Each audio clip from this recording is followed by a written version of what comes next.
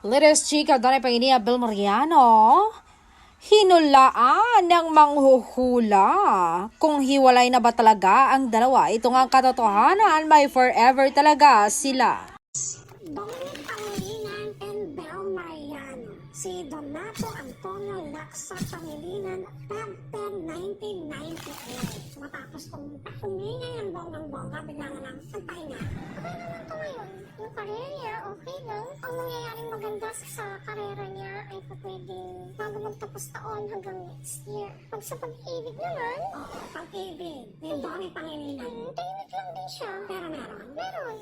Kasi naman yung girlfriend nito, sila pa rin naman. Di ba ito naghiwalay? Naghiwalay na, di ba? Naghiwalay daw sila. Baka naghiwalay lang sila para sa career niya. Ang career niya ba yung nakalagtin niya? Dito sa Baraha, oo.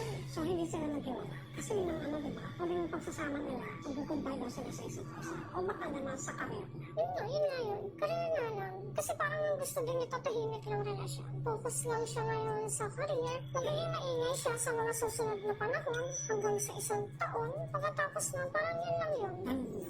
Pero at least napakaganda pa yun. Baraha ni Don. So, walang negative. Walang negative. Congratulations, Don. Okay, next. Si Belinda Angelica Mariano, June 10, 2002. Oh, ito rin eh. Tahimik lang sila. Tapos parang nakafocus lang sa trabaho. Sa mga bata pa ito eh. Pinapahal yung attention nila ngayon. Oo. Ang kanilang mga trabaho. Baka naman kaya sila nagpaalam dahil may kanya kasi silang magiging love team na bago. Tahimik lang din to. Pareho sa Redondi. Sa pagmamahal, sila lang din eh. May karelasyon din to eh. O, diba? Nagtutugma nga ba? Maaari ito ay napag-usapan ng tahimik lang.